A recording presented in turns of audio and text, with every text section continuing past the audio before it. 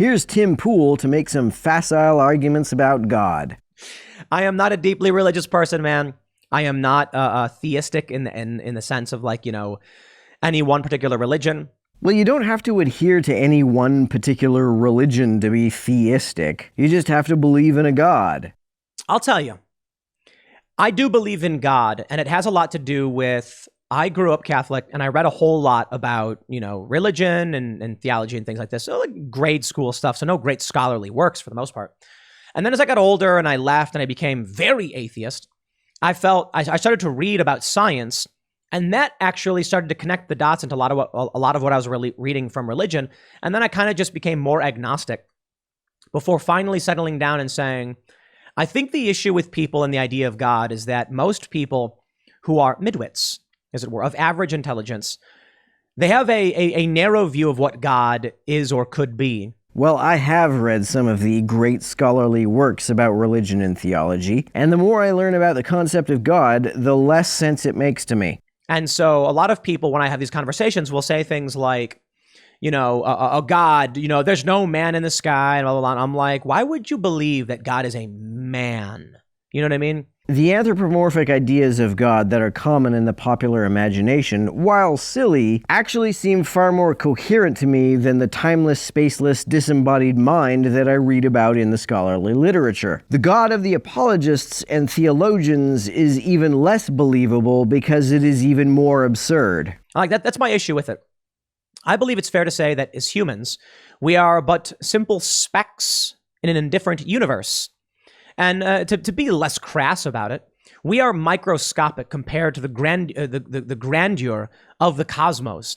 If we are looking around at the universe and struggling to grasp and comprehend it, it stands to reason that whatever exists beyond our understanding is beyond our understanding. Well, it can't stand to reason that anything exists beyond our understanding, because reason is the means by which we understand. It doesn't mean anything to say that something exists beyond our understanding. Something has to be within our understanding in order for us to meaningfully say that it exists or even could exist. That's not to say that we understand everything. It just means that there's nothing coherent we can say about the existence of things whose existence is not comprehensible to us. I don't think it means anything to say maybe there's something which exists whose existence we can't understand. If we can't understand its existence, then how can we meaningfully say that it might exist? I don't think that makes any sense. And that there likely is, in my opinion, based on the fact that we are but tiny specks in this universe, a greater power. What does greater power mean? If you simply mean that there are things more consequential in the universe than humans, that's certainly true. But you don't need to infer a god or anything like one to know that. A supernova will have a greater impact on its surroundings than anything human beings have ever done, or maybe even will ever do. In that sense, a supernova is a greater power. But that's not usually what folks who talk about a greater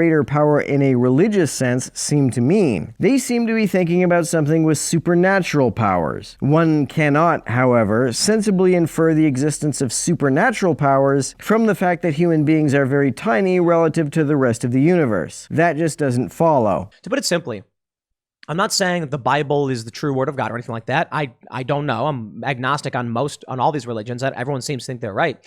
I certainly think God exists. And I think it's fair to say that, I'll put it this simply. You know for a fact, as an atheist, a secularist, or an agnostic, that you don't know even 1/300,000th of what the universe is. We know that we don't know very much.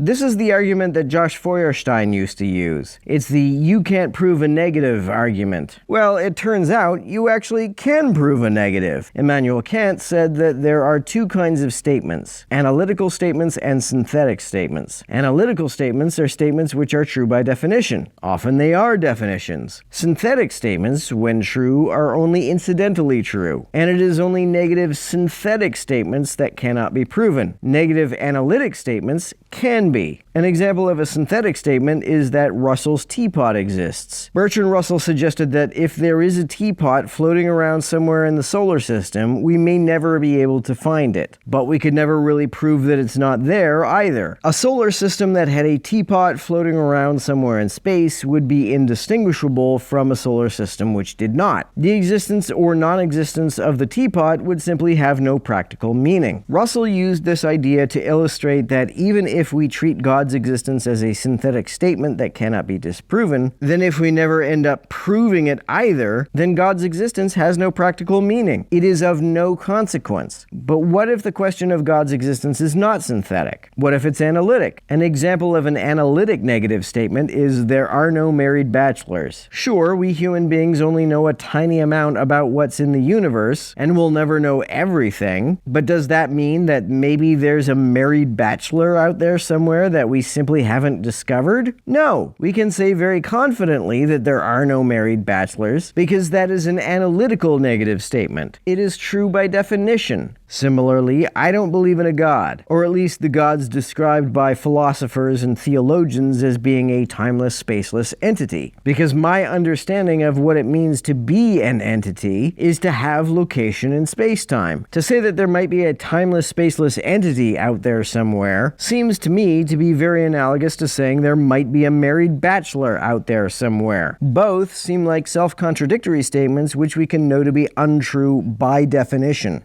And that is to say that the one thing we do know is that the universe is stunningly beyond comprehension.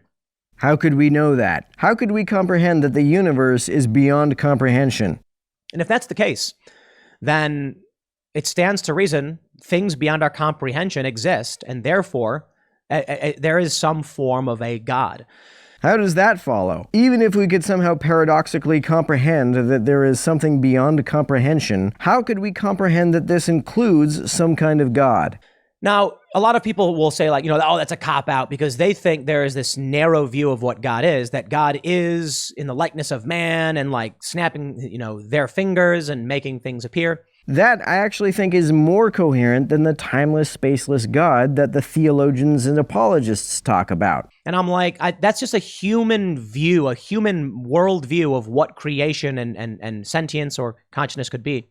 Well, any view anybody has is going to be a human view. Tim's view is also a human view, presumably. And we are too tiny of specks in this universe to know, but more importantly, like, just mathematically, I'll put it this way.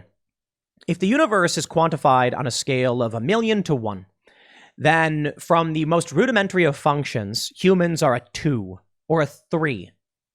Because we have basic functions of atoms and elements and attraction and the natural forces. These are things we know, or we think we know, or we've mapped out to a certain degree.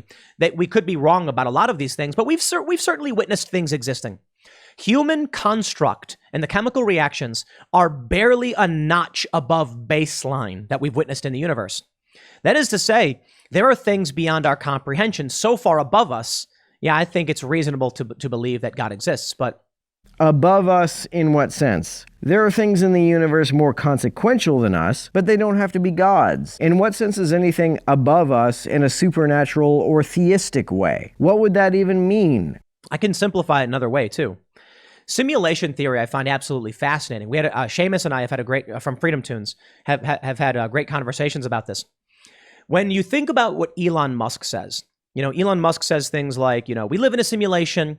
If simulations are possible, and the universe has been around this long, it stands to reason that before our reality existed, there was a more advanced race that created a simulated version of this reality. There are people who genuinely believe in simulation theory. Well, that hypothesis, it's not really a theory because it's untestable, makes a lot of unconfirmed assumptions. It assumes that reality as we experience it can be simulated, which we don't know to be the case. And it assumes that if such a simulation could be created, then someone would simulate it, which we don't know to be the case. We don't have sufficient reason to believe that our experiences are a simulation, because we have no reason to make these two assumptions. Also, even if some species created us within some kind of simulation, that too is a human concept of a creator god. Such a conception is well within human understanding, not beyond it. There's that really funny the Abby woman, whatever her name is, she made the conspiracy theory chart. I talked about, Seamus did a video about it,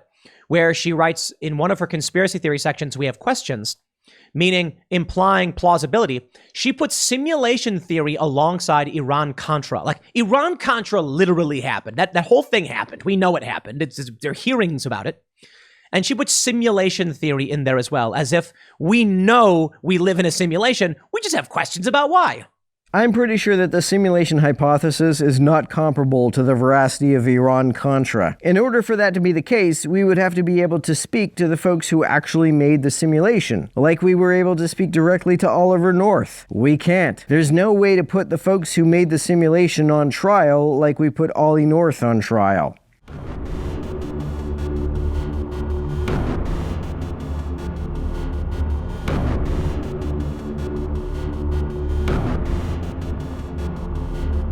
To everyone who helps me out on Patreon, you're a big help. Thanks so much.